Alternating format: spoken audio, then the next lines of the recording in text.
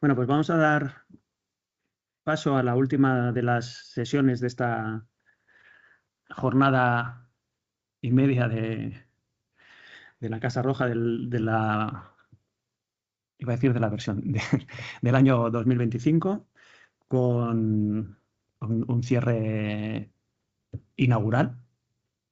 Es un cierre inaugural.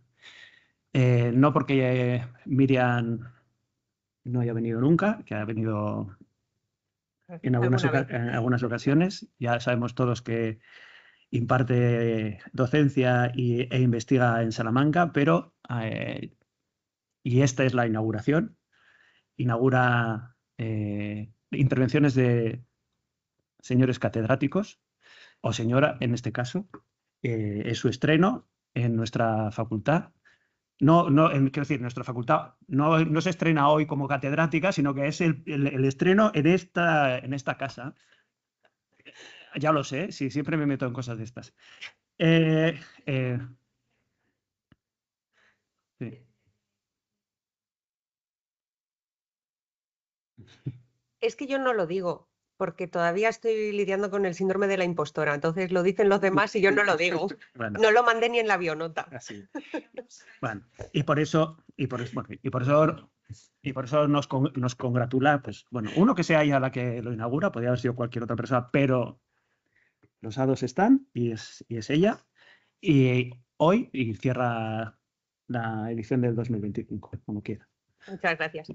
Pues muchas gracias por invitarme otra vez. Esto ya es mi casa roja, y siempre es un placer estar aquí. Lo que traigo hoy es quizás más que una ponencia, una serie de pensamientos que surgieron porque en la clase de máster tenemos una clase dedicada a una obra que, uniendo las ideas de Barthes y de Baudrillard, pues nos lleva siempre a la reflexión de si consumimos ficción o la ficción nos consume. Resumo en 2 palabras 2 horas de clase y de crisis existencial con la que salimos luego. Y además estoy en un proyecto que es Rely, en el que reflexionamos sobre la teoría del ensamblaje, y yo concretamente trabajo sobre la noción de la historia como politemporal, las relaciones entre pasado, presente, futuro, lo cíclico, las implicaciones que tiene el prefijo neo en lo neohistórico, neovictoriano, neogeorgiano, neoausteniano, lo podemos poner en neogótico, lo podemos poner en muchos conceptos. Y entonces, bueno, pues estaba trabajando en eso y vi una noticia sobre una exposición que está ahora mismo en Londres, que es Morris Mania. Entonces estuve investigando, intentaré ir este verano, estuve investigando y bueno, pues me surgieron como ideas, cómo conectar esto con la teoría que estaba leyendo en ese momento. Así que, bueno, no sé si tendrá mucho sentido, pero creo que quizás puede plantear preguntas que lo bueno es que van a resumir mucho de lo que hemos hablado ya. Es decir, va a conectar con la charla de Jorge, con la de Íñigo, con la tuya, con muchas de las cosas que han surgido en torno a Morris y muchas de las paradojas cuando nos enfrentamos a las ideas de Morris. Entonces, con esta introducción, que espero que nos haya asustado, quería empezar con un ejercicio de imaginación. Es decir, si yo os pido que penséis en una cafetería italiana, pues muy probablemente penséis en manteles con cuadros rojos y blancos, las velitas, las barritas de pan, un buen aceite de oliva, en la carta pasta, pizzas, quizás camareros con una servilletita blanca, así muy gesticulantes. Y es el mismo tipo de restaurante al que probablemente hemos ido alguna vez o hemos visto en alguna película, ¿no? Es el tipo de restaurante que, si digo restaurante italiano, pues te suele venir a la cabeza. Y que, sin embargo, quizás hasta que no se puso de moda en las películas americanas, no hubiéramos encontrado en Italia. Y citando a Santarém, pues esta es la paradoja en la que vamos a empezar hablando. Cuando los turistas, conocidas ya las cafeterías italianas, acuden a Italia, esperan que las cafeterías allí sean como las que ya han visto. Y estas, para satisfacer su demanda y no provocar su enfado, acatan y se convierten. De modo que las cafeterías italianas, que eran las cafeterías que había en Italia, acaban simulando algo que no eran. Las cafeterías italianas creadas en el resto del mundo a imitación de un ideal inexistente. Eso es la hiperrealidad. Y la hiperrealidad viene de un concepto que viene del concepto de simulacro formulado por Jean Baudrillard en Cultura y Simulacro. Este filósofo francés lo presenta como el culmen de un proceso de sustitución, por el que la copia del objeto real se desvincula del original hasta que éste ya no existe, sustituido por el simulacro, y el simulacro ahora es realidad. Creo que con el ejemplo de la cafetería italiana todo esto se entiende mejor. Baudrillard decía que para despertar al lector había que hacer su escritura lo más obtusa posible, así que voy a intentar desobtusarla o clarificarla para que lleguemos al concepto. Como explica Ignacio Leandro en su artículo La realidad como reflejo del misterio, Jean Baudrillard, el filósofo analiza la relación del hombre con los objetos en el marco de la sociedad de consumo. Y dice, en este tipo de sociedad, la primacía de los símbolos sobre las cosas, característica de la sociedad de masas, no hace más que acentuarse, y la representación de la realidad se sobrepone a la realidad misma. Lo real ya no es aquello que se puede reproducir, sino lo reproducido. De esta manera, la dinámica del consumo se basa en la adquisición de signos antes que de objetos. Ya no se le ofrece al consumidor un objeto en relación con su utilidad, sino a través de su significado colectivo, prestigio, opulencia económica, estar a la moda, pertenecer a un cierto grupo social, etc. Este concepto de hiperrealidad le permitió postular que la sociedad ha construido para sí un mundo que es más real que lo real, y en el que los habitantes viven obsesionados con la perfección de las tecnologías, con la alta definición de las imágenes, la preocupación por evitar el paso del tiempo y la objetivización del ser.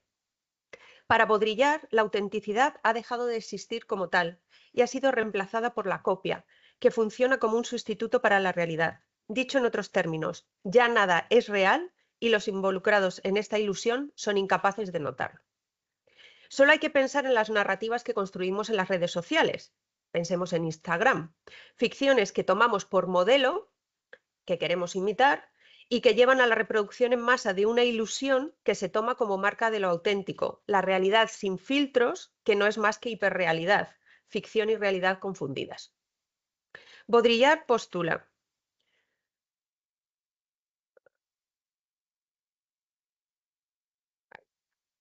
aquello que toda una sociedad busca al continuar produciendo y superproduciendo es resucitar lo real que se le escapa. Por eso, tal producción material se convierte hoy en hiperreal.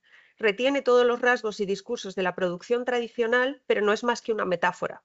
De este modo, los hiperrealistas fijan con un parecido alucinante una realidad de la que se ha esfumado todo el sentido y toda la profundidad y la energía de la representación.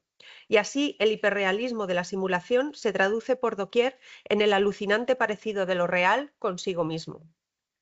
Así todo lo narrativizamos o vivimos a través de ese significado colectivo que nos indica qué podemos considerar auténtico, aunque no sea más que una copia, una experiencia que reproduce miles de otras. Santarén pone como ejemplo, y cito, lo que vende todo paquete turístico y todo viaje al extranjero, toda estancia en un balneario o en un Airbnb, experiencias, algo único que usted puede sentir, al igual que el resto de los consumidores que pagan el mismo precio. Esta auténtica experiencia del paisaje o ciudad, que luego podremos compartir en redes sociales y que solo si se reconoce en ese patrón, validará a ojos de los demás que realmente hemos vivido ese lugar. Como ya sabéis, ahora en las ciudades hay unos polletes para que pongas el móvil y te saques selfies, se llaman lugares selfie. Y si no te sacas la foto en el lugar selfie, es que no has estado en esa ciudad o en ese sitio, ¿vale? Entonces ya lo auténtico se ha convertido en aquello que hace según un patrón. El arte, en ese sentido, también puede convertirse en esta experiencia del simulacro. En el Tate Britain, porque no nos dejan sacar fotos, pero imaginaros que vamos al Tate Britain a experimentar la Ofelia de Millet a través del objetivo de una cámara que reproducirá y narrativizará ese cuadro, o simplemente consumir un merchandising que recrea la obra de arte como sustituto del original. La visita de hitos al museo, donde se fagocitan las obras con rapidez antes de pasar a la siguiente, con una checklist para los selfies, donde la obra se convierte en reproducción que sirve de fondo para nuestra propia imagen. Foto con Ofelia, foto con la Dama de Shalott, de nuevo relegadas del centro de la obra al fondo de la narrativa. Y esto fue una experiencia que yo tuve. Yo desde pequeña quería ir al Museo d'Orsay, porque me encantaban los impresionistas, y mi sorpresa fue llegar allí y ver que la gente no se paraba frente a la obra, sino que sacaba foto del cuadro y de la explicación, cuadro, explicación, y nadie se paraba frente al cuadro. Y como queja, yo no saqué ni una sola foto. Me tenéis que creer, estuve en d'Orsay y lo disfruté muchísimo, pero no he tenido la experiencia auténtica porque no me he sacado el selfie con los cuadros. También tenemos las visitas virtuales al museo, que desmaterializan la realidad del cuadro, de su textura, su contexto en relación con otras obras, tal como Baudrillard indica que hacen las reproducciones de lugares de interés turístico para que más personas puedan vivir la experiencia de la visita sin dañarlos. Y quien dice estos cuadros dice cualquiera de las obras icónicas de la hermandad, dotándolas en todos estos supuestos, la visita turística al museo o el merchandising, de ese significado colectivo de prestigio, opulencia, clase o moda. Yo conozco a los prerrafaelitas, la Dama de Shalott o la Ofelia. También, en palabras de Walter Benjamin, desvistiéndolas de su aura, de su naturaleza como objeto de contemplación y abstracción. En su fundamental ensayo The Work of Art in the Age of Mechanical Reproduction, publicado en 1935, Benjamin ya habla de las consecuencias de la reproductibilidad, la idea de que ni la más perfecta reproducción puede suplir la materialidad, la presencia en el tiempo y el espacio, la existencia única en su contexto o las huellas de la historia que determinan la existencia de esa obra. Sin embargo, sí permite que la obra de arte acceda a contextos o a un público a los que el original no hubiera llegado, lo que es positivo, aunque se pone en riesgo lo que denomina la autoridad del objeto. Esto es lo que llama el aura de la obra de arte, al sustituir su existencia única y original por la multiplicidad de copias. Y de esto también va a hablar Baudrillard, como la era del simulacro empieza con la revolución industrial y la posibilidad de hacer copias cada vez más perfectas que hacen más difícil distinguirlas del original. Por mucho que pueda decirse que reactive el objeto reproducido. Todos esos selfies, todas las postales, todos los tote bags hacen pervivir a través del tiempo a los prerrafaelitas en la cultura popular, pero no suponen un encuentro con la obra de arte. Todo ello Benjamin, como hará Baudrillard, lo liga a los movimientos de masas, a la liquidación del valor tradicional del legado cultural. Lo fundamenta en una base social que, según él, responde a dos impulsos. No, se me ha ido. Perdón, esto era lo de los museos y el merchandising, que me encanta aquí la Gioconda sacándose un selfie. Ahí está. Según Benjamin, esto responde a dos impulsos. The desire of contemporary masses to bring things closer, spatially and humanly, which is just as ardent as the bent towards overcoming the uniqueness of every reality by accepting its reproduction. Y continúa con argumentos similares a los que ya hemos expuesto en el pensamiento del filósofo francés. To pry an object from its shell, to destroy its aura, is the mark of a perception whose sense of the universal equality of things has increased to such a degree that it extracts it even from a unique object by means of reproduction. The adjustment of reality to the masses and of the masses to reality is a process of unlimited scope, as much for thinking as for perception. La realidad se adapta a las masas se adaptan a la hiperrealidad, no a la realidad. Más aún, esta desmitificación que hace el arte accesible, pero lo desviste de su aura, tiene mucho que ver con lo que llama la distracción mental que se espera de la nueva sociedad de consumo, donde la concentración, la pausa, la reflexión se sustituye por lo inmediato, lo rápido, lo que no permite pensar, donde el arte se consume a velocidad de vértigo como una parte de ese nuevo capital cultural en el que nos instan a participar. En palabras de Benjamin, a man who concentrates before a work of art is absorbed by it. In contrast, the distracted mass absorbs the work of art. En consonancia con sus teorías del simulacro y con la reflexión de Benjamin, para entender el contexto actual de nuestra obsesión por los prerrafaelitas en general y por Morris y sus diseños en particular, también es interesante considerar cómo Baudrillard reflexiona de manera lúcida sobre la moda, en un capítulo titulado Fashion or the Enchanting Spectacle of the Code. En esta contribución no solo articula la moda como un hecho social total o a total social fact, del que nadie puede escapar, del que nadie está excluido, sino que aporta dos ideas relevantes para nuestro propósito. La naturaleza politemporal de la moda y la pasión por lo artificial, por el objeto de consumo y por la simulación o el simulacro. Por una parte, explica por qué seguimos obsesionados con una hermandad artística de hace 2 siglos. Y según Baudrillard, no lo voy a leer todo, pero today every principle of identity is affected by fashion. Nuestra identidad al final es moda. Precisely because of its potential to revert all forms to non-origin and recurrence. Fashion is always retro, but always on the basis of the abolition of the passé, the past, the spectral death and resurrection of forms. Its proper actuality is not a reference to the present, but an immediate and total recycling. Paradoxically, fashion is the inactual, the out-of-date, the irrelevant. It always presupposes a dead time of forms, and a return to haunt the present of their inactuality with all the charm of returning as opposed to becoming. The aesthetic of renewal, fashion draws triviality from the death and modernity of the déjà vu. This is their despair that nothing lasts, and the complementary enjoyment of knowing that beyond this death, every form has always the chance of a second existence, which is never innocent, since fashion consumes the world and the real in advance. La vuelta de unas modas nunca es inocente, sino que siempre está adelantando esta hiperrealidad y dándonos el código por el que vivir, un poco con el uso de Virgilio en lo político o no. Es decir, se ponen en moda Virgilio, las traducciones de Virgilio y qué hay detrás de eso, ¿no? The enjoyment of fashion is therefore the enjoyment of a spectral and cyclical world of bygone forms endlessly revived as effective signs. But neither is fashion ever actual. It speculates on the recurrence of forms on the basis of their death and their stockpiling, like signs in an atemporal reserve. Fashion cobbles together from one year to the next what has been, exercising an enormous combinatory freedom. Hence this effect of instantaneous perfection, just like the museum's perfection, but the forms of fashion are ephemeral. Esta reflexión lleva a la conclusión de que la modernidad nunca es moderna, no hace honor a su nombre.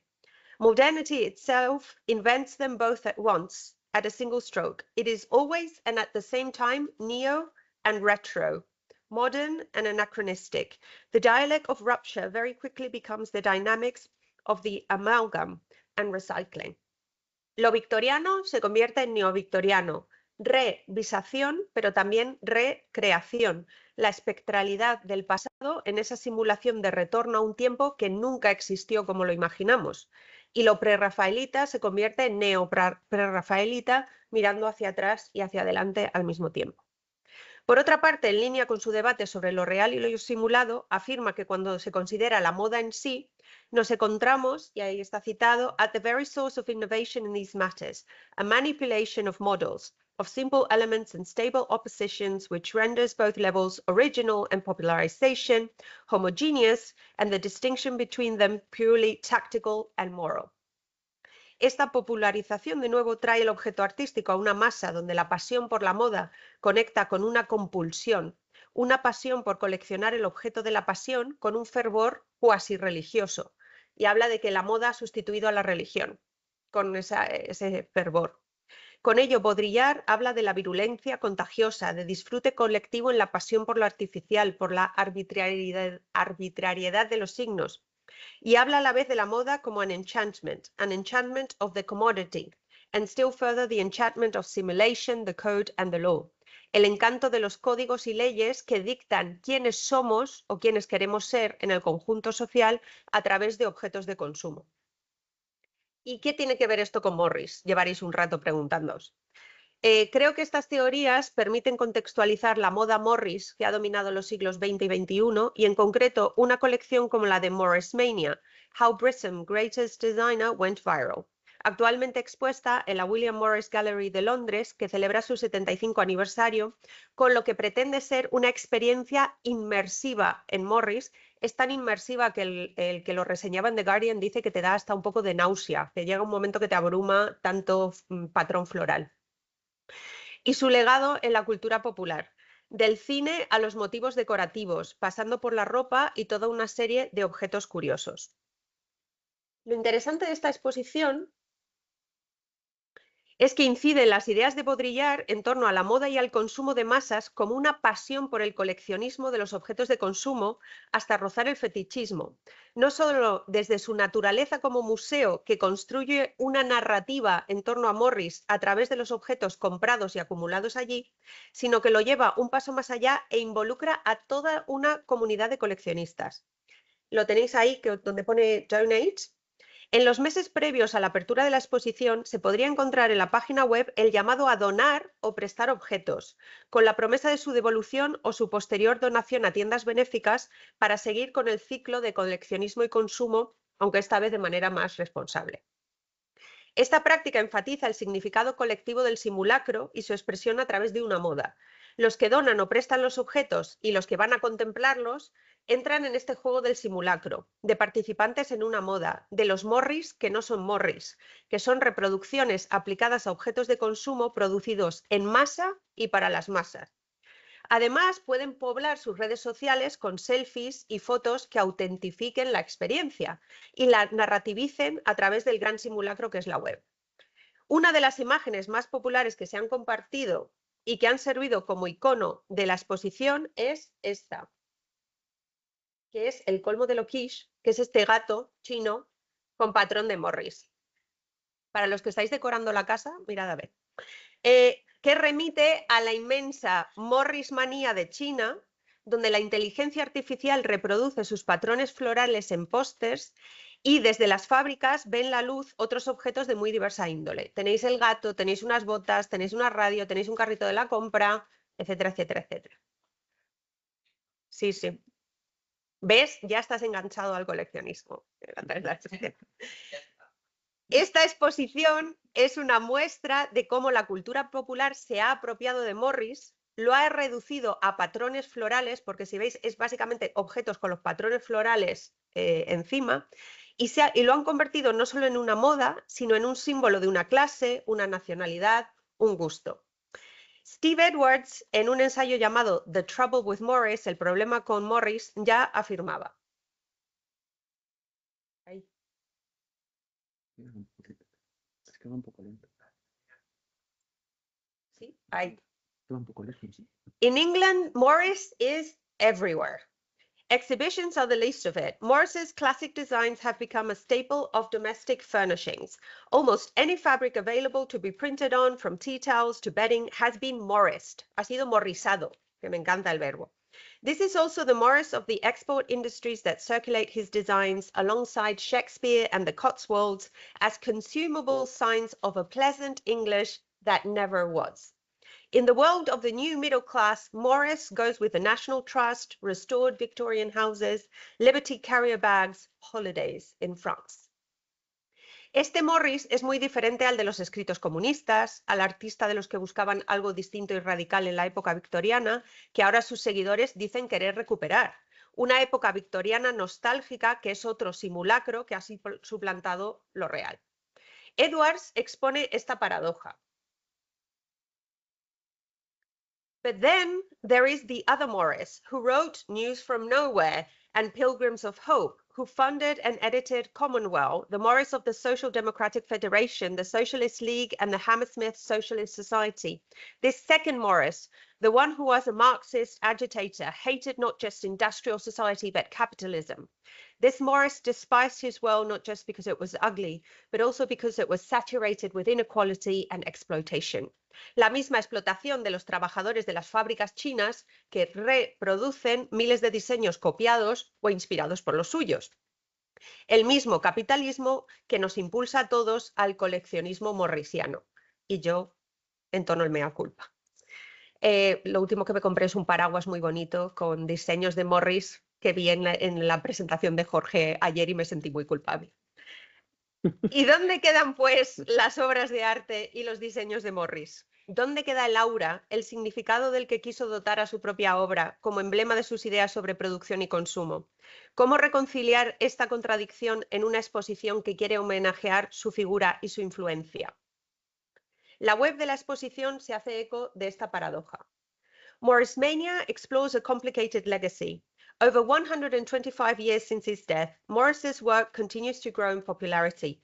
His patterns are now affordable, well-loved and available to people across the globe, something he failed to achieve in his lifetime. However, this has been achieved in the context of mass production, computer-generated design, global capitalism and environmental crisis. Morris Mania considers the ongoing impact of Britain's most iconic designer in our increasingly cluttered and commodified world. The Guardian también llamó la atención sobre la paradoja en el corazón de la exposición en sus artículos hablándola antes y después de la inauguración. Así, cuando se anunció el reclamo de donaciones, el comisario afirmó en este periódico que, y cito, o citaré, vamos, ahí está.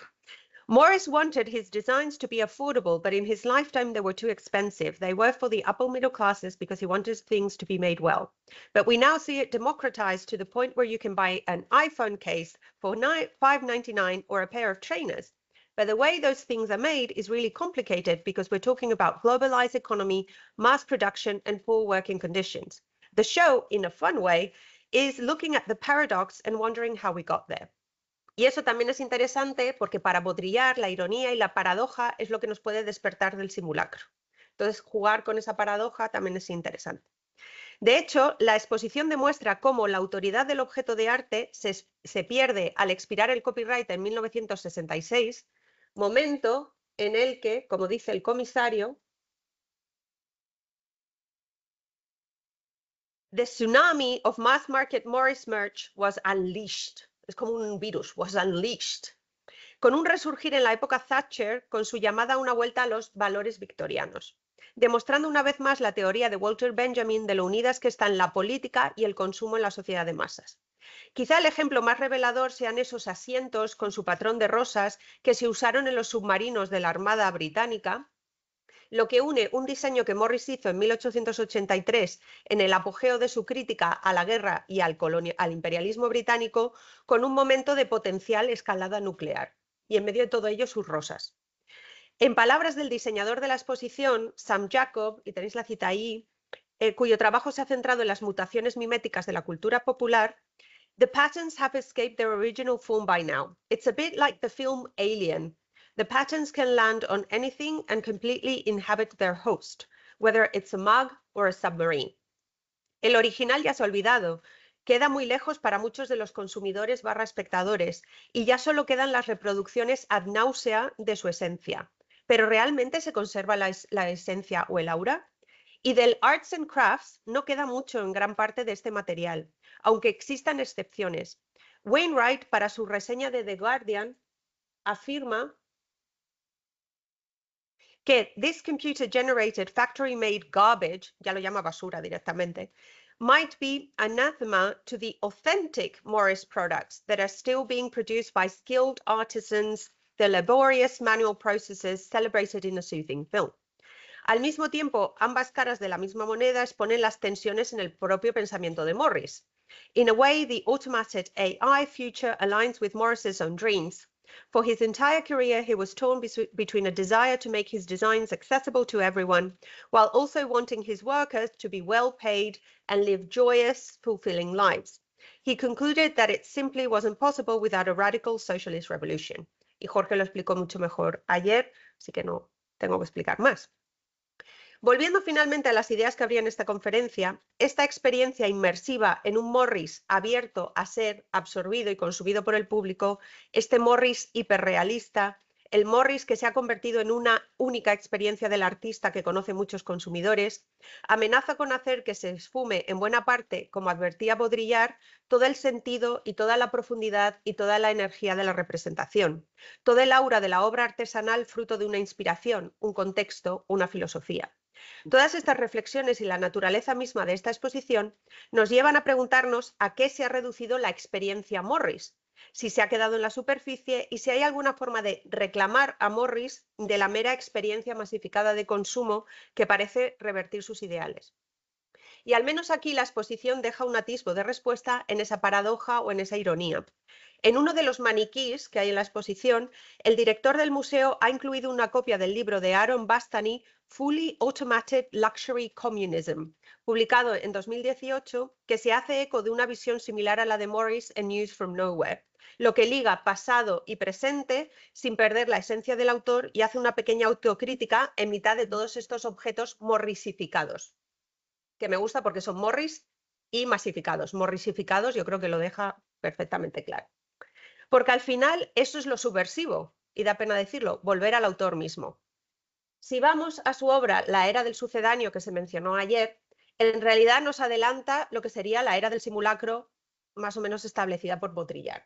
Es una conferencia pronunciada en 1894 y por temas de tiempo voy a pasar un poco rápido, pero porque ya hay muchas ideas que ha mencionado Jorge ayer. Habla de que, como antes, si no teníamos ciertos objetos, nos aguantábamos y vivíamos sin ello. Pero hoy que estamos bien informados, sabemos que existen muchísimas cosas que deberíamos poseer y no poseemos. Y como no nos apetece aceptar su simple carencia, creamos un sucedáneo para suplirlas. Y así, esta proliferación de sucedáneos, así como me temo el hecho de que nos contentemos con ellos, constituyen la esencia misma de lo que se ha dado en llamar civilización.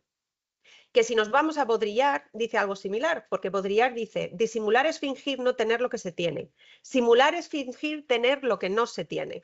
Lo uno remite a una presencia, lo otro a una ausencia, que es lo mismo que dice Morris. Habla de que la vida civilizada no es más que un sucedáneo de lo que podría ser la vida del hombre en la Tierra. Me encanta porque habla de América como el paraíso del sucedáneo, que todo lo que se trae de América al final es un pan, porque la harina que se hace allí es una harina que no es harina, el pan no sabe a pan. Eso lo podríamos decir hoy con los tomates. Nuestros tomates ya son sucedáneos de tomate porque no sabe a tomate. Habla de los sucedáneos de la ropa y aquí vuelve a conectar con la teoría de la moda de Baudrillard. Habla también de los espectáculos, con lo que conecta con Benjamin. La idea de la mayor parte de los ciudadanos lleva unas vidas tan tristes, desempeña labores tan mecánicas y aburridas y sus momentos de reposo son tan vacuos y siempre tan agotadores por culpa del exceso de trabajo, que cualquier cosa que se presente como entretenimiento servirá para atraer su atención, adelantándose 200 o bueno 100 años a Telecinco. Y luego tenemos salir de un lugar feo y penoso para contemplar otro más hermoso y volver más tarde a la fealdad y a la tristeza, no es más que otro pobre sucedáneo, conectando con la idea de los packs turísticos y las vacaciones como ese sucedáneo de lo que tendría que ser nuestra vida, que nos permitimos como una pausa narrativa en nuestra triste vida y a la que luego tenemos que volver. También nos conecta con Benjamin y Baudrillard cuando habla de la era de la tecnologización. Todas las máquinas ingeniosas y perfectas, ¿para qué se utilizan? Única y exclusivamente para la producción de sucedáneos. Es decir, fabricar mercancías que a nadie se le ocurriría utilizar si no quedara más remedio, debido a que han suplantado a los objetos realmente útiles que todo el mundo emplearía si pudiera. También habla de arquitectura, porque tiene para todos, y habla de mutaciones arquitecturalicísimas, que son todo simulacro y todo fealdad y vulgaridad. En cuanto a la literatura y las bellas artes, pues también tiene para nosotros y dice, los sucedáneos abundan en ellas a tal punto que me faltaría tiempo para repasarlas a todas. También habla de sucedáneos en casas, en ciudades y en la educación. Y dice que la causa de este sucedáneo universal está en la pobreza y en la desigualdad. Y que la gente no puede ser feliz en un sistema semejante, pues su vida se convierte en un sucedáneo lamentable, que es lo que decía Baudrillard, que al final vivimos en discurso, vivimos en el logos, en la narración y no logramos escapar de eso que nos contamos. Hace de nosotros máquinas, les atienden como a máquinas, les hacen trabajar como a máquinas y les desechan como a máquinas cuando no pueden seguir funcionando. Para revertir este sucedáneo, dice que el problema es que hay que recurrir a otro sucedáneo, que es la política. Tú también lo has mencionado. Y si vivimos en este sucedáneo de vida es por nuestra culpa, y si fuéramos conscientes de ellos, ni ricos ni pobres estarían de acuerdo. Y volvemos a Benjamin y Baudrillard de las masas adormecidas, o Baudrillard diciendo que vivimos en un simulacro y ni siquiera somos conscientes de que lo hacemos. En arte y artesanía vuelve a muchas de las ideas que mencionaba Íñigo, que vienen de Ruskin. La idea de que un artesano tiene que sacar de los materiales lo mejor. Los materiales no deben imitar a otro, sino que deben ser materiales nobles de lo que se saque lo máximo.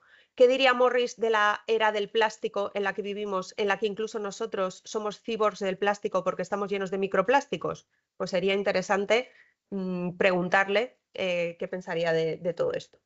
Y volviendo al arte y artesanía, vemos que esto nos restaura el aura de su obra al leer en sus ensayos que las máquinas pueden hacerlo todo, excepto obras de arte.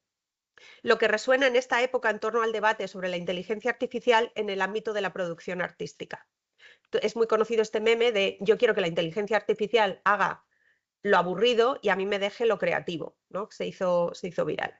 O que los hombres no deben dejar que los transformen en máquinas o dejarían de ser artistas. Morris achaca el hecho de que el hombre es esclavo de la mecanización a que sea esclavo del sistema para cuya existencia fue necesaria la invención de la máquina, lo que demuestra la actualidad absoluta de sus ideas. Es subversivo en la época de la globalización y el consumo de masas leer una defensa anticapitalista del valor del trabajo y el producto bien hecho.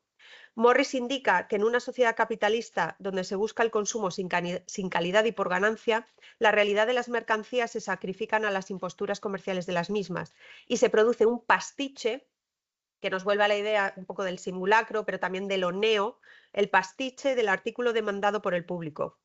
Los productores, con la ayuda de la espada de lo barato, no solo pueden forzar a comprar al público este sustituto provisional, y vamos, más provisional que lo que te dura ahora cualquier cosa que compres en una de las web chinas, sino que pueden y hacen impedirles adquirir el objeto real. Este objeto real pronto deja de hacerse después de que el pastiche ha sido endilgado al mercado, lo que resuena con el tema de la exposición. Y para concluir, podemos decir que para recuperar al Morris más allá del pastiche, debemos llamar en definitiva a la subversión no de absorber sus diseños, sino a dejarnos absorber por sus diseños, sus cuidados libros, su ficción, con concentración y tiempo. En nuestra sociedad actual no puede haber nada más contracultural que eso. Y para concluir, me vais a permitir un momento contracultural. Me autorregalé por el Día del Libro esta maravilla que se llama Beautiful Useful Things, What William Morris Made. Y entra en esta paradoja de que está producido en masa, obviamente hay varios, pero en el espíritu Morris es con un papel muy bueno, una edición muy buena, contratando a un artista emergente para que hiciera los diseños, es decir, nada está generado por ordenador, y luego os lo dejo. Hasta el olor al papel es como papel del bueno. Y lo que hace es recuperar al Morris más allá de los patrones, es decir, no habla de los patrones florales, sino que habla de Morris recuperando su figura. Así que os voy a contar el cuento. Y durante 10 minutos, sin móvil, sin pensar en todo lo que tenéis que hacer, vamos a tener un momento contracultural de dejarnos absorber. No he pedido permiso, pero me da igual, ya estoy aquí arriba, así que... por motivos de copyright no os he podido poner el cuento, pero más o menos si lo veis. When William Morris was a boy, his world... Perdón. Que no. When William Morris was a boy, his world was a beautiful thing. In the cool curves of forest shadows, there were mysteries and insect wings, slivered creeks and towers of trees, and a boy winning gallant victories. Nature was the best amazement, flowers alive on twisted vines, plums turning blue in the afternoon shade, the sunflower and its fringe attracting butterflies and bees. Every one thing was part of another something, the leaf a part of the stem, the bird a part of the song, the garden a part of the house a place for people to love and to live, to meet and to think. It takes a long time for a tree to become a tree, for a vine to twine, for a flower to bloom, for a thread to become a tapestry. The older William grew, and the more he saw, the more he wanted to honor beauty by making beautiful things. By making beautiful, useful things. Have nothing in your houses that you do not know to be useful or believe to be beautiful, William said. And so with his friends he began to sketch, to paint, to knot, to sew, to carve, to fold, to hold, to shape, to cut, to loom, to know what the hands could do when the eyes would see. Meanwhile, inside factories all around Britain, textiles and dishes, tables and chairs were being mass-produced, one thing looking just like the next thing, ordinary and cheap. The skies filled with smoke, the rivers clogged with waste, the forest thinned. But in William's workshop, each pattern, wallpaper, tapestry and rug, each stained glass window was conceived by the heart and made by hand. Each thing took time and love, looked like time and love. The older William grew, the more he saw. He travelled far, visiting all cathedrals and countrysides, farmers' hills, riverbanks, waterfalls. Across Britain, across France, to Iceland he went, where on the back of a pony he found a fjord, a lava bed, a garden of Angelica. From here and from there, he brought his discoveries home, big books beneath his arms, his own stories in his head, one word leading to the next word, to the next sentence, just like the seed leads to a stalk, leads to a bloom. William thought about how books, too, might become beautiful, useful things, one book made at a time with care by hand. There could be no beautiful books without paper, and William procured the very best. There could be no beautiful books without ink, so William sought out the blackest of inks. Then there were the letters, his version of A, his version of B, his version of C, each letter and mark telling a story. There could be no beautiful books without some really beautiful thinking about how much space each letter needed and how much room each sentence wanted. A beautiful book would have to be engaging, but also easy to read, page by page. Pause.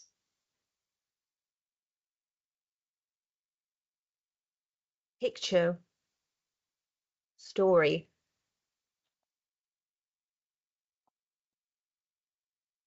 William kept on making beautiful, useful things right until the end. This writer, scholar, artist, activist, bookman, who understood how beauty begins, wind to twine, stalk to bloom, thread to tapestry, letter to word to page. Each story circling back to where it once began. The end. Thank you very much.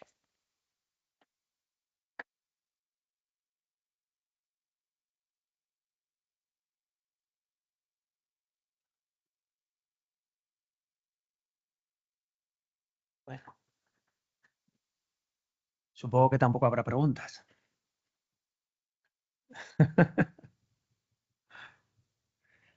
Sí, suelo ser la pesada que pregunta, así que no me voy a preguntar a mí misma. ¿Ah, sí? Sí, ¿eso desde cuándo? Hola, bueno, muchas gracias por la presentación. Yo sí que tengo varias cosas que comentar, entonces, bueno, voy poco a poco. Yo no he leído a Baudrillard, pero sí que he leído el ensayo de Benjamin, y yo sí que tengo la sensación de que él cuando habla de la pérdida de aura, o sea, lo que hace Benjamin para mí es un diagnóstico de científica, incluso a un fenómeno más, que hoy en día tenemos mucho más interiorizado, ¿no? Pero no hace un juicio positivo, o sea, no se posiciona yo creo que ni a favor ni en contra necesariamente de la pérdida de aura, ¿no? Por ejemplo, sí que dice que el cine no sería posible sin una pérdida de aura, que el cine es impensable sin esa idea de aura, no se puede conseguir un trabajo tan compartimentado, ¿no? Tantas partes sin necesariamente renunciar a la idea de aura. En cambio, sí que en Baudrillard, sí que ya más metido en pensamiento moderno, ¿no? Ya has mencionado el pastiche, pues ahí está Jameson, ¿no? Esa parodia vacía, lo que has comentado de que cuando se reproducen los diseños de Morris, pues obviamente se deja totalmente a un lado pues, su posicionamiento anticapitalista, etcétera. Bueno, pues todas las serigrafías del Che y de cualquier cosa que se nos puede imaginar que es totalmente pues despojada de significado, ¿no? Entonces, ahí sí, yo no he leído a Baudrillard, pero sí que percibo eso, que al centrarnos en un contexto más postmoderno y al ser más consciente de todo lo que Benjamin quizá vaticinó, ahí sí que la perspectiva es totalmente negativa, ¿no? Totalmente, pues eso, crítica, condenatoria o como quieras decirlo, no sé cómo lo veis. Sí, muchas gracias. Es verdad que, y eso sí lo he mencionado, ¿no? Que Benjamin dice que es verdad que sin romper ese aura no podemos acercar el objeto de arte a las masas. Es decir, tiene esa parte positiva de que efectivamente el arte, es verdad, antes se veía como algo muy elitista, bueno, pasó a ser lo popular, que es un poco lo que decía Morris, en la Edad Media, el artesano, tú ibas a la catedral, todo el mundo podía acceder a eso, luego se convirtió en algo elitista y la sociedad de masa, lo que dice Benjamin es que podemos hacer que llegue a todos y el cine es mucho más democrático. Pero luego vuelve y si te acuerdas, al final del ensayo es cuando se pone a hablar de los totalitarismos, etcétera, y lo que dice que al final eso lo que hace es que en el cine las imágenes pasan tan deprisa que el mensaje nos lo da y no nos paramos es decir, no podemos pararnos a pensar y ver qué significa eso realmente, no podemos sacarle el sentido, es decir, llega a más gente, pero tiene el peligro de que al final quita lo que la obra de arte puede hacer cuando se contempla con tiempo. Es decir, cuando nosotros aquí estamos diseccionando los cuadros, es para lo que se pretendieron, para que tú te pusieras delante y extrajeras todo lo que hay ahí, todas las referencias artísticas, todas las referencias políticas, el subtexto. Pero él lo que dice es que en el cine eso no lo podemos hacer porque pasa rápido, para cuando has cogido una idea es la otra y tiende mucho más al entretenimiento y mucho más a que al final esa, digamos, ideología que hay detrás lo consumes sin tanto cuestionamiento crítico. Entonces es verdad que él ve lo positivo y lo tiene, es decir, es la paradoja de Morris. Él quería que llegara a todo el mundo, pero claro, para eso no lo puedes producir como él quería producirlo. Es esa tensión. Y Benjamin lo reconoce, pero al mismo tiempo, y lo estamos viendo ahora, es decir, en la cultura del entretenimiento en la que vivimos ahora, Donald Trump no es un político, es un showman. Y al final es un poco lo que nos está advirtiendo Benjamin. Él se queda en el cine por la época en la que él está hablando, pero lo tenemos ahora. Es decir, ahora lo queremos todo tan rápido que si no me lo dices en el minuto que dura TikTok, no lo consumo. Y al final es eso, consumimos muy rápido, pero no tenemos esa experiencia de inmersión o de aproximación crítica. Por ejemplo, a Jameson no lo conocía, así que gracias por la referencia. No he trabajado tanto el concepto de pastiche, he trabajado sobre todo el de palimpsesto, el de loneo, pero gracias por la referencia. Sí. Y Baudrillard, sí, Baudrillard es postmoderno. De hecho, Baudrillard dice, la solución al simulacro es la muerte. O sea, hay que escapar porque no es imposible escapar, porque no. También su pensamiento es un poco retorcido por eso, porque al final lo que Baudrillard dice es un poco, quiero que tengas que leer esto con cuidado y que tengas que pararte porque no te lo quiero poner excesivamente fácil. También dicen es mucho ironía cuánto de cierto hay, pero sí, se nota también el distinto momento en el que están escribiendo cada uno. Y si no me equivoco, cuando has hablado de la producción de Morris, al final, o sea, son trabajos mucho más artesanos y tal, pero en cierta manera hay cierta producción en serio, cada pieza era única. Para Morris. Sí. Los diseños que hacía, sí. Claro, eran diseños, ten en cuenta que, por ejemplo, para diseñar vidrieras lo tienes que hacer a medida. O sea, era mucho de lo que mencionábamos de la casa, ¿no? Pues de, oye, esas ventanas, un vidriero, claro, es que al final te lo tenía que hacer a medida. Normalmente en aquella época se comisionaba. Sí. ¿No? Y de hecho conservamos tanto de los prerrafaelitas porque lo pagaron industriales ricos y tenemos, o sea, en el corazón de la hermandad está la paradoja de soy un rebelde, voy contra el establishment, pero los que han ganado dinero a través de la revolución industrial son los que de hecho nos han permitido tener ese legado prerrafaelita. Como los rockeros. Como los rockeros, efectivamente.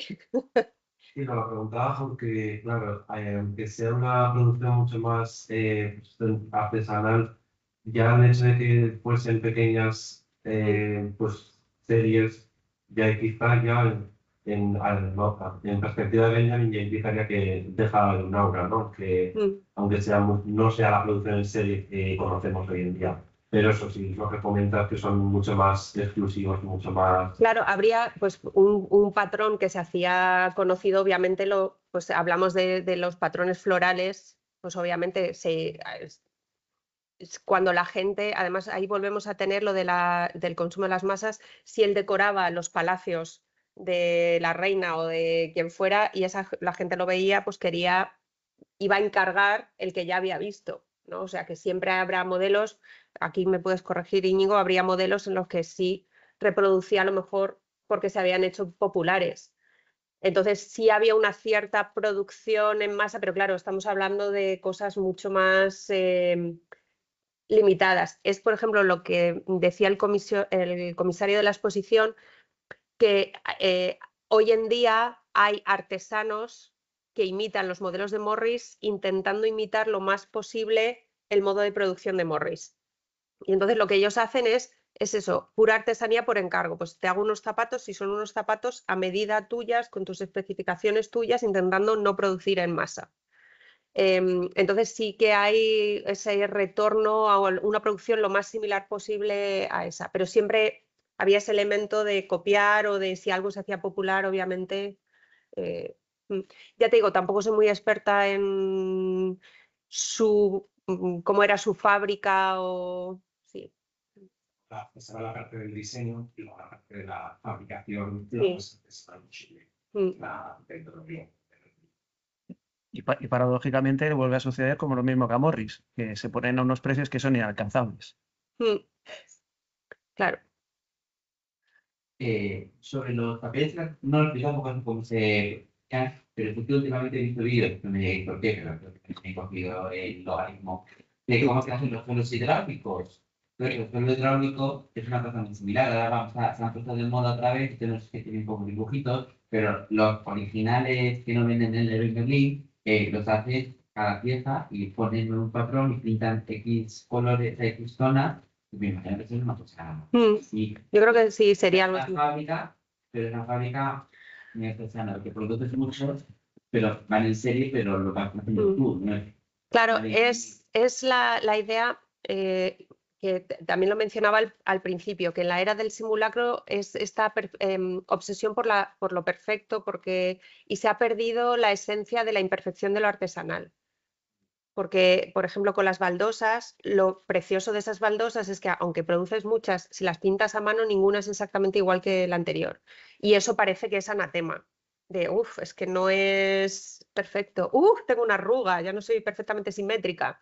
O sea, tenemos esa obsesión por lo unificado, uniforme, perfecto. Yo lo tengo muy cerca, yo soy de Talavera de la Reina, donde sabéis es la mejor cerámica del mundo. Y se produce de manera artesanal y están teniendo muchos problemas porque la gente les dice, pero es que esta taza no es exactamente, si compras un juego de café, es que esta taza no es exactamente igual que la otra. Claro, está pintada a mano, está hecha en un horno tradicional, es barro, y entonces les dicen, ya, pero es que si me lo compro en, yo qué sé, porcelanosa, por decir, claro, es que me salen todos perfecto. Entonces, estamos también en esa era de cómo es la apariencia, es la unificidad y todo lo que es lo imperfecto, lo artesanal, aunque hay un movimiento de vuelta, pero te encuentras también con la paradoja de que hay gente que quiere lo artesanal, pero que parezca hecho en China. Y claro, no. Sí.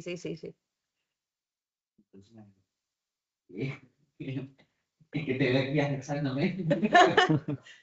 Pero sobre lo del tema de Benjamin, la pérdida de la áurea, la modernidad, Claro, la cultura en general siempre ha sido un lujo, porque por mucho que la gente acudiera a las catedrales, veías lo que habían, pero no lo podías entender. Y luego muchas de las capillas que nosotros vemos son privadas o eran privadas, dependiendo de cómo se queda el trámite de la iglesia, los tribunales. Pero son capillas privadas, que tampoco se podía acceder a ellas. Y el arte estaba, lo bueno, que no dejaban que la gente lo viera tal cual. Entonces el arte siempre ha sido un bien privado hasta que se han abierto los museos, y cuando se han abierto los museos tampoco podía entrar cualquiera al museo. Y entonces es ahora, dentro de la posmodernidad, cuando hay mayor número de museos, mayor número de reproducciones, y el arte es mucho más accesible, pero como es tan visto, ha perdido esa parte de ser áurea. Entonces, o democrático o original. No se puede tener... Bueno, también hay que pensar que el aura, Benjamin también habla de la historia del objeto, de cómo al final lo que hace que ese objeto sea ese icono viene de pues lo que encuentras en el cuadro. Él habla de los traces, las huellas de toda la historia del cuadro, dónde estuvo, quién lo llevó, cuando haces el escáner y lo que hay detrás del cuadro. También la materialidad, es decir, yo pienso en la gente que yo vi en el museo viendo, o sea, sacándole fotos a los cuadros, y un cuadro que tienes que ver si la pintura es más gruesa o más fina, el olor. Os habéis reído de lo del olor del papel. A mí no me gusta leer en digital porque una de las cosas que no me gusta es la inmaterialidad del libro, que no huela, que no esté anclado en mi cuerpo, en mi materialidad. Y Benjamin dice, esto es una cosa que se pierde con la reproducción, es decir, es verdad que las reproducciones nos acercan a las obras de arte, nos acercan a las catedrales, pero nunca puedes sustituir la experiencia de entrar en una catedral, oler el incienso, pasear, tocar la piedra, sentir, ¿no?, las distintas texturas.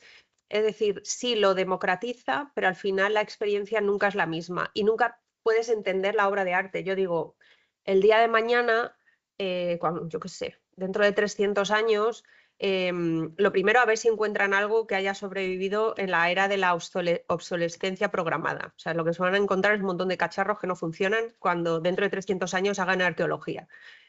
Pero aparte, van a encontrar reproducciones que no tienen una huella material, que no tienen esa historia, que no tienen ese contexto que tienen otros objetos, ¿no? Es decir, que el aura va más allá de aura como algo elevado, no accesible, sino también es la materialidad propia del objeto lo que nos dice y la experiencia que nosotros tenemos de ello. Pero que es verdad que pero no todos los museos son así. Son No. casos, igual que la Gioconda, que la típica imagen de la Gioconda, pues no, ojalá todos los museos estuviesen llenos de gente y que la gente fuese tanto a los museos. Pero son 5 o 6 museos famosos que se llenan, pero...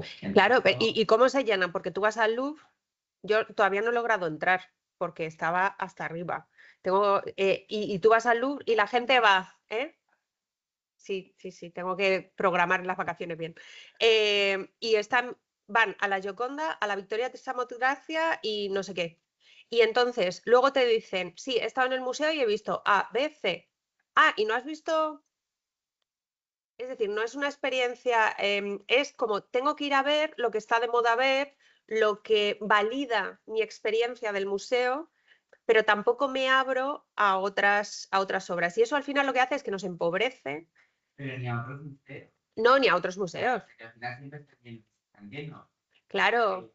A no ser que haga una exposición, en Bilbao el Guggenheim está lleno y el de Bellas Artes está medio vacío, cuando es mucho mejor los museos de Bellas Artes. Bueno, ahí ya entramos en otros debates, pero que está muy conectado de, efectivamente, lo que es icónico, lo que es de moda, lo que aparece en todas las tote bags, es lo que tengo que ir a ver. En el Tate pasa. En el Tate, la sala de los prerrafaelitas está siempre hasta arriba, pero al lado tienes la de Blake, si no recuerdo mal, que Blake es fascinante, maravilloso, y no hay gente, porque a Blake se le conoce mucho menos. Perdóname, no habría prerrafaelitas sin Blake. Pero está vacío, porque Blake no se ha puesto de moda. Entonces, al final es... ¿eh? Bueno, si tenemos que hacer una reivindicación de Blake, yo soy la primera, ¿eh? Bueno, además así traemos a Bruce Dickinson y ponemos un poquito Claro. de heavy metal. Sí.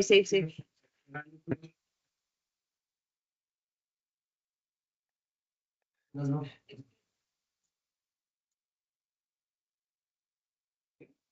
Que no se llega a la masificación de las exposiciones de ley, porque no las puedes disfrutar con tanta gente. Claro, pero ahí volvemos a la paradoja de queremos que se conozca, pero luego eso nos lleva a la masificación. Es como lo del turismo. Queremos que vengan los turistas, pero ¿dónde está el límite entre la supervivencia y el, ¿no? Y eso con la cultura pues también está ahí. Porque si alguien encuentra un problema, para ir a pues, en realidad, por lo de las cosas culturales de las visitas, dejando que no la cuestión es también las condiciones de la visita. Quiero decir, esa experiencia que tú te encuentras en el Puy de Orsay y otro tipo de museos en los que, por ejemplo, se preocupan, a lo mejor son mucho más pequeños, mucho más controlados, se preocupan por establecer una serie de condiciones de la visita que te obligan a enfrentarte o acercarte más a esa experiencia. Yo el otro día estaba recordando en una pequeña capilla de Nápoles en la que te impiden, o sea, te prohíben sacar el fondo. O sea, dicen, vamos a ver, esto está controlado, entráis de 20 en 20, tenéis un ratito para estar viendo este Cristo velado que es una locura.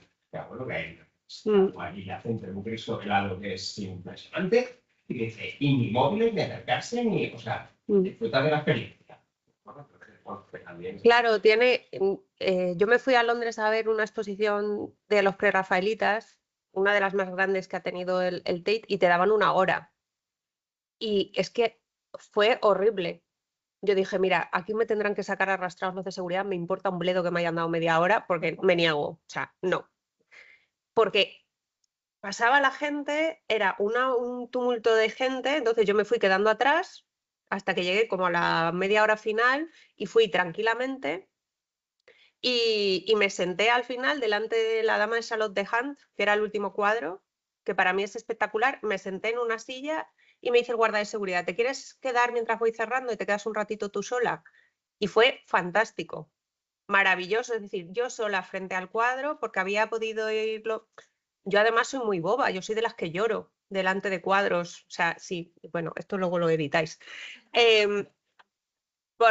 Yo tengo síndrome de Stendhal, pero a patadas. Entonces, es eso, el poder estar delante del cuadro, un cuadro que has estudiado, un cuadro que has visto en reproducciones, pero que nunca es igual a cuando lo ves a su tamaño real, a cuando lo ves en el marco con todos los detalles, es decir, es que nada puede sustituir esa experiencia. Y es verdad que volvemos al tema de que la cultura experimentada de esa manera no deja de ser elitista porque yo me pude permitir, bueno, iba a un congreso, dije que iba a un congreso, yo me pude permitir ir a Londres a ver esa exposición, pero claro, para democratizar esa experiencia pues tienes que hacer o las visitas virtuales, que es lo que dice Baudrillard, está bien porque accede a más gente, pero no deja de ser un simulacro. Claro.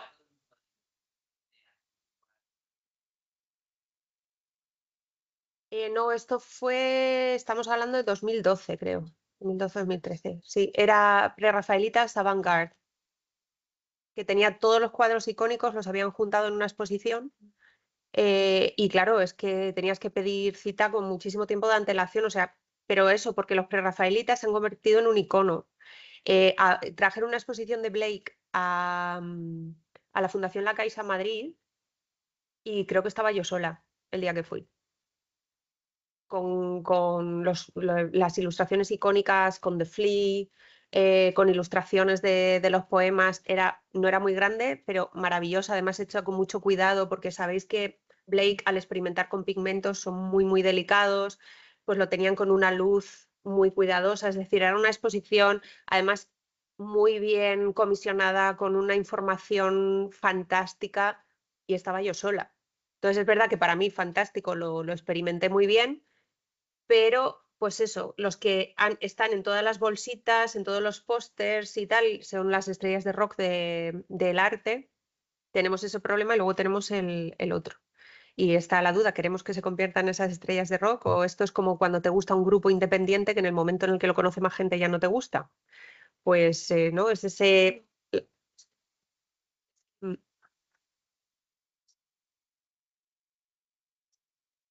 y no pudo ver la Gioconda. Mm. Porque o sea, no podía entrar a ver la Gioconda, tuvo que alzar con el móvil así para digo, dije, he estado, pero no pude llegar ahí. Claro, pero al final es lo de la narrativización. En París. Claro. Estamos grabando y no quiero. ¿Quién se te ha perdido en París? No, pero eso me lo decía una amiga de Santorini. O sea, yo pienso, por ejemplo, en los cruceros, ¿no? Que son ese ejemplo del simulacro. Cuando tú vas a ver la puesta de sol a Santorini, no ves la puesta del sol. Ves las cabezas de literalmente 2000 turistas.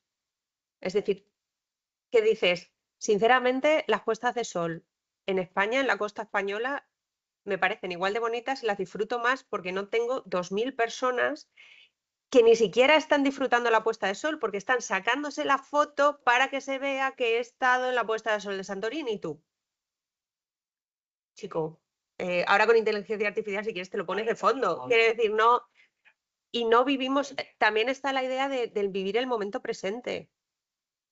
De ir rápido, de la checklist, de si no lo he puesto en redes sociales no lo he vivido, si no estoy en este momento, pues es eso, que vivimos en el simulacro y no nos damos cuenta y romper con eso es complicado.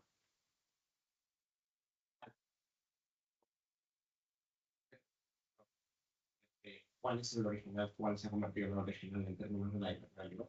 En el caso de los textos escritos, de los textos literarios, digamos, como le hemos dado la vuelta al hecho de que ahora lo que nos parecen los originales son las adaptaciones. Porque dijo ayer lo de voy a leerme el libro a ver si es tan bueno como la película. Sí, sí, sobre Jane Austen, sí. Pues ahora me voy a leer el libro a ver si es tan bueno como la película. En ese sentido de que la adaptación, que hayan podido hacer con ciertas adaptaciones que han gozado de mayor prestigio, ha terminado por destrozar el original. Bueno, voy a ganarme vuestra enemistad una vez más. Sí. No, quieta.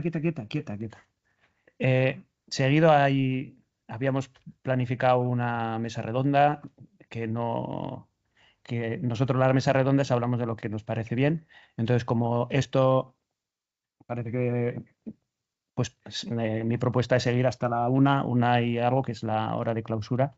Así que suspendemos la mesa o transformamos el turno de preguntas en mesa redonda. ¿Qué os parece? Si no.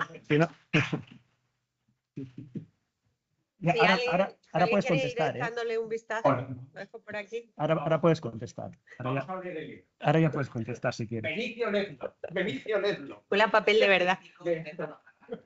No, dejamos de grabar si queremos nosotros.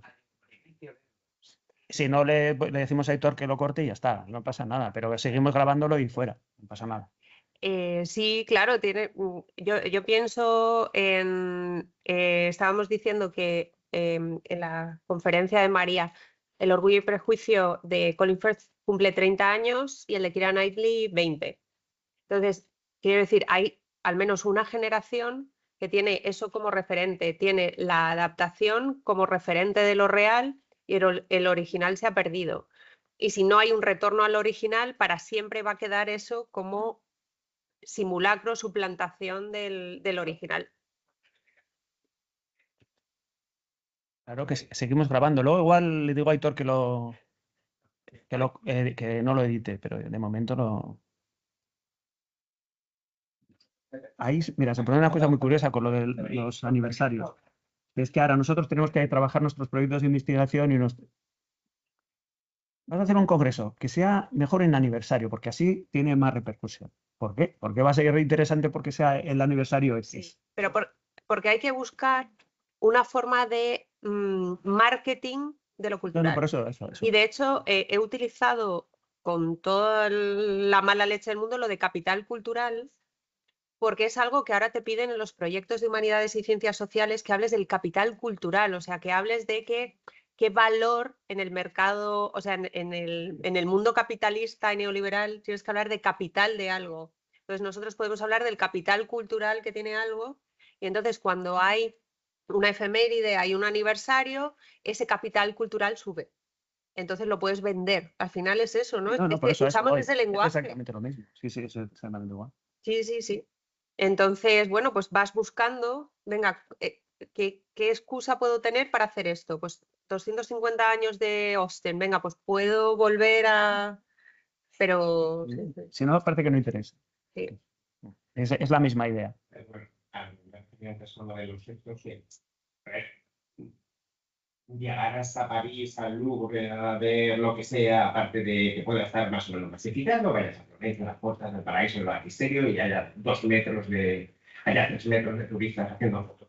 Pero bueno, hay el derecho de la verdad. Pero, por ejemplo, en el caso de los textos, eso sí es disponible. Es decir, a ver, es verdad que afortunadamente, porque si algo en términos de mecanización de reproducción es fácil y no pasa nada, son los textos literarios. Entonces, la posibilidad de acudir o de partir directamente de la fuente, es decir, no representa ningún esfuerzo, no representa más que un esfuerzo de, a lo mejor, muchos hábitos de consumo.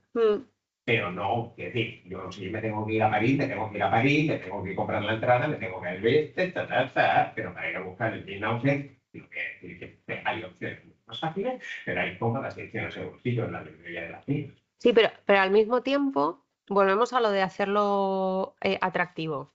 En la jornada de Jane Austen que tuvimos, han sacado por el aniversario en la filial de literatura infantil y juvenil de Penguin, que se llama Puffin, han sacado las novelas de Jane Austen con una nueva estrategia de marketing, donde básicamente les han cambiado las portadas para que parezcan novelitas rosas para adolescentes. Es decir, la típica portada de colores rosas, fucsias, donde salen él y ella con los que somos un poco más mayores y hemos oído hablar a nuestras abuelas de Arlequín, Corín Tellado y tal, pues, pero para adolescentes. Bueno, como la ¿No? Pues sería como, yo qué sé, las de Mokia o Blue Jeans, pero sí. O Heartstopper, esto que es como rosa, muy chicle, muy... pues eso. Y yo estaba indignadísima, de verdad. De hecho, llamé a un boicot de Puffin y lo llamo aquí porque me pareció... La idea de yo lo estudio, es mío. No pueden hacer lo que hablábamos ayer. Como es mío, no pueden hacer. No, pero no es porque sea mío. No, de verdad. No, lo único que tenía era una introducción que se lo habían pedido no a expertos de Austen, sino a autores muy populares de literatura infantil y juvenil, que lo que hacían era incidir en lo mismo que transmitía la portada. Esto es una novelita romántica. Y claro, llevamos 250 años diciendo, es que estos son más que novelas románticas. Yo lucho con mis estudiantes porque llegan, sobre todo los chicos, y me dicen, es que yo no quiero leer a Austen porque es un rollo romántico. Dice, porque he visto la película y me parece un bodrio, me obligó mi novia a verla, si no, tal. Y entonces tú llegas ya con esa idea preconcebida y lo que hacen es jugar con eso e incidir en una idea que tú intentas deconstruir. Por eso no me gusta, porque me toca luego trabajar más en clase. Pero que además es eso, la introducción. El problema es que lo ha escrito una persona que para los lectores de una cierta edad tiene autoridad, porque ha escrito algunos de sus libros favoritos. Y si esa persona les dice que eso es una novelita romántica y que no le busquen más vueltas, le van a hacer mucho más caso a esa persona que a mí. Sí, se lo han leído, pues sí, asumimos, o no, o habrá mucha gente que lea esa introducción y diga, ves lo que yo decía, una patochada romántica y no lo lea. Claro. De hecho, a un chico, esto también lo tendremos que editar luego porque me quitarán la cátedra, a un chico en clase le dejé leer Orgullo, Prejuicio y Zombies para conectarle con Austen y le dije, pues si quitan los zombies, el resto es Austen. Y dijo, pues me ha gustado bastante. Pero ya fue el buscar una entrada porque tenía una versión brutal a todo lo que suponía por todo lo que se había construido alrededor. Y que estas jornadas, en el fondo, lo que estamos haciendo es deconstruir a los prerrafaelitas de la cultura popular. Porque aquí se hace un estudio serio, más o menos. No, pero se hace un estudio serio, se estudian en su contexto desde enfoques teóricos interdisciplinares y eso es realmente recuperar el aura del original, volver a lo que ellos decían, volver a lo que ellos pretendían, limpiando del ruido que se ha creado en torno a los prerrafaelitas, como se ha creado en torno a Austen, como se ha creado en torno a Shakespeare, como se ha creado en torno a las Bronte. Es decir, limpiar eso, que es una vuelta a lo académico, que nos estamos volviendo elitistas, no lo creo. Creo que estamos revalorizando lo que estaba allí y que complementa lo que se hace en la cultura popular, porque volvemos a la paradoja. Si no se hubieran convertido en cultura popular, a lo mejor no estaríamos hablando de ellos en lo académico. Entonces, bueno. Claro. Bueno, pero que esto me está... No, también se están preguntando, ¿no? Luego también vuelvo a Benjamin porque, bueno, es que el texto me parece increíble porque también habla de ventajas de la técnica y yo creo que hoy en día no se enfoca eso tampoco. No hay un uso de la técnica que sea inteligente. Por ejemplo, él menciona que las reproducciones técnicas tienen cualidades que no tienen el original y eso se aprecia en las páginas web de los museos porque las reproducciones, las réplicas te permiten, por ejemplo, hacer zoom, te permiten ver pues eso, detalles del cuadro que no podrías ver con el a través de los humanos si tú estás frente al original. Luego, yo qué sé, yo por ejemplo, es que me tengo que explicar esto en una asignatura de situaciones de pasado, yo por ejemplo les decía que en un concierto, ahora que está tan, pues eso también es otra industria, los conciertos estos masivos que hay, que la experiencia es única, es irrepetible, sí es cierto, pero luego realmente sacan la versión grabada del concierto, lo ves, lo escuchas muchísimo mejor que en cuanto tú estabas en el concierto y tú puedes rebobinar, puedes repetir, puedes ponerte el trozo que te gusta las veces que te dé la gana, ¿no? En cambio, la experiencia es única, es irrepetible y quizá por euforia ni siquiera eres capaz de recordarla luego en el futuro con nitidez, ¿no? Entonces, pues, Bueno, pero la tienes grabada en el móvil, porque ya estarás tú con el móvil grabándote el concierto. claro, pero al final es absurdo. Es como lo de los museos, te hagas la foto, que te la hacen de aquella manera, empieza Google Images que la tienen mucha mejor calidad. Lo que pasa es lo que has comentado tú, que tú quieres. Bueno, esta foto la he hecho yo con el móvil. Es mi móvil, o sea, he estado aquí. ¿No? Si te pones a hacer selfie con el cuadro, que queda espantoso, mejor, porque así ya es la prueba fehaciente de que tú has estado ahí y has estado con el cuadro.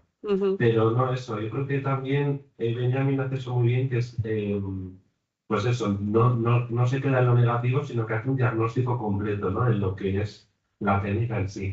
Y sobre lo que me has comentado antes de cuando va al final del texto y habla del fascismo y tal, yo creo que lo que también dice es que al final los fascismos, los movimientos totalitarios de la extrema derecha sí que encuentran la manera de hacer el mensaje, de aprovechar esa democratización que consiguen los medios de la reproducción, ¿no? Y creo que menciona las películas de los desfiles de Mussolini o de Hitler y cómo pues, a través de la técnica es capaz de transmitir esa magnificación, ¿no? Y que al final yo creo que también desde las posiciones progresistas y de izquierdas lo que nos etiqueta la revista, aunque se quiera favorecer esa actitud crítica y detenida, es que también hay que llegar al público general, porque si no, pues te comen la tostada. Sí, estoy dirigiendo una tesis sobre música pop. Entonces, últimamente sé muchas cosas sobre Taylor Swift, obviamente. Excusa barata. Pues sí, me gustó Folklore, me gustó. Y estaba leyendo sobre la experiencia del concierto. Efectivamente, para entender mejor la tesis, me he tragado las 3 horas de concierto que tiene Disney. No, pues ni entera, porque me pasé partes porque se me hizo un poquito largo. Lo siento mucho, a mis doctorandos les pido disculpas. Se me hizo un poco largo, pero bueno, tienes esa opción de verlo y demás. Y estaba leyendo el artículo de una persona que decía, es que no entiendo cuál es como la gracia de ir a un concierto, de, sabes, estar allí las horas, de tal. Y entonces le regalaron una entrada para un concierto de Swift y fue. Y es que conectaba con esa idea de lo cuasi religioso, que al final ha sustituido a lo que era la experiencia mística de estar en la catedral, escuchar el órgano, el incienso, estar juntos, una comunión de hermanos cuando se cantaba todos. Es decir, yo me pongo en lo que debía ser ir los domingos por la mañana a la iglesia donde tocaba Bach y que se tocaran esas piezas y tú estar allí en ese entorno con esa acústica, y efectivamente debía ser una exaltación del espíritu maravillosa, y eso se ha sustituido ahora por el concierto de música, ¿no? Entonces, al final, sí, la técnica te permite verlo mejor.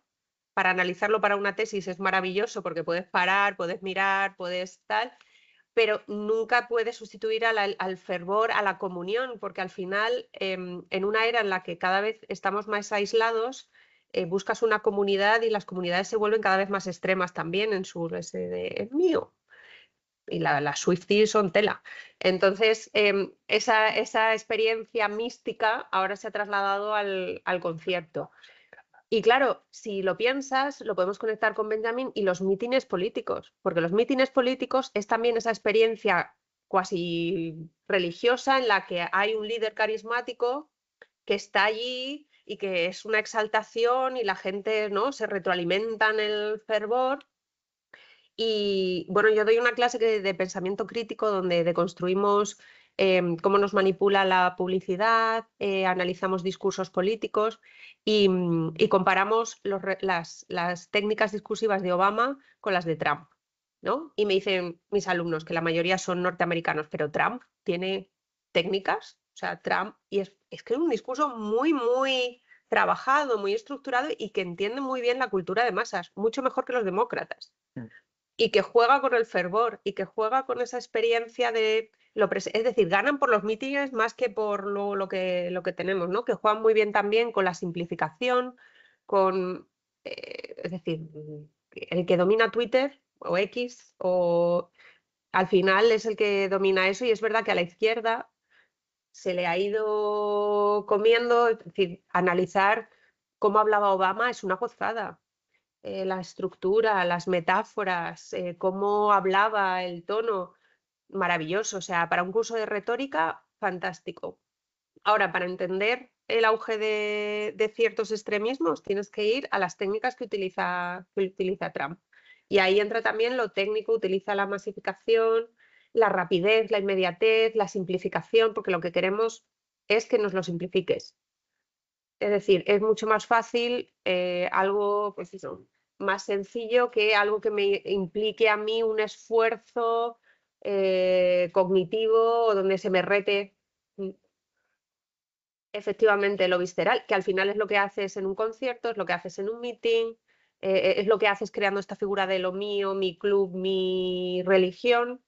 Entonces está todo muy conectado. Es que Benjamin ya en los años 30, es que no hemos cambiado nada, y por eso muchas de las cosas que decía Morris es que parece que las ha dicho, las ha escrito ahora mismo.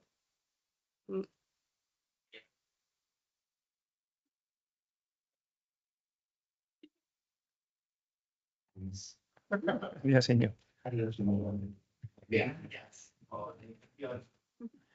¿Más? ¿Tenemos más?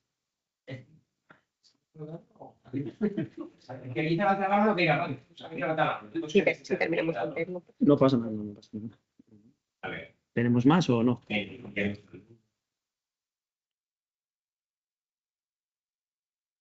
Yo tengo es una curiosidad lingüística, aquí cada uno con sus manías. Yo, como filólogo, fíjate que uno se saca una foto y eso se llama selfie, ¿no? Entonces tú vas a un museo, te sacas una foto te sacas un selfie con un cuadro detrás, cualquiera, el que queráis, y parece que no, pero selfie es egoísta también. No es me saco un autorretrato, es egoísta. No, y supongo que la persona que y supongo que la persona que creó la idea del selfie es un autorretrato. Me hago un retrato a mí mismo, pero es vanidad, es egoísmo, es egoísmo puro. Y sin querer se delata con la palabra. Sí, bueno, es la cultura del yo. Es lo que dice, que al final el cuadro es secundario. El cuadro es el trasfondo para yo. Y el nombre, que igual no estaba pensado así, pero las paradojas de la... Pero claro, al final, ¿cómo y por qué nos acercamos a una obra de arte? Estaba pensando en esa idea del yo, ¿no? Que al final el yo está en el centro de mi relación con la obra de arte. En un instituto los alumnos se quejaron porque un profesor les había hecho leer un libro o les había pedido leer un libro que ellos consideraban muy largo, creo que eran 300 páginas, de un autor del siglo XX. Efectivamente. Y entonces su queja venía porque, uno, era muy largo y difícil de leer, y dos, no conectaba con ellos.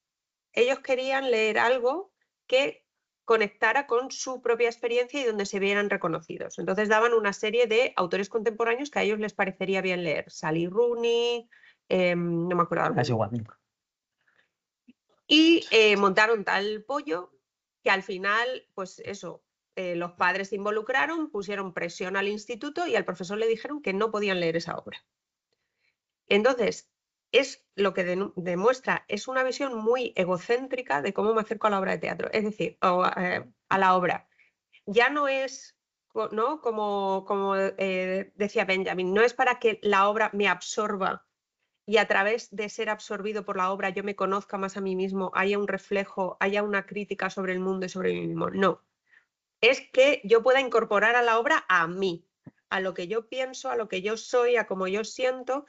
Y eso para mí tiene toda otra serie de ramificaciones, que es que estamos perdiendo la capacidad de empatía, de entender el pensamiento ajeno, la posición en el mundo ajena, porque todo es el efecto eco, el echo chamber de las redes sociales de yo lo que quiero es que me ratifiquen en lo que yo siento, en lo que yo pienso, en donde yo estoy, en mi contexto, y dejo fuera todo lo demás porque no quiero hacer ese esfuerzo cognitivo de construir un puente con alguien que vivió hace 200 años o con tu experiencia que es diferente a la mía. Entonces, ese selfie va más allá de la foto, es que somos, o sea, el selfie está en cómo leemos, en cómo vamos al cine, incluso en cómo dialogamos con el otro. Es que no hay un diálogo, hay dos monólogos.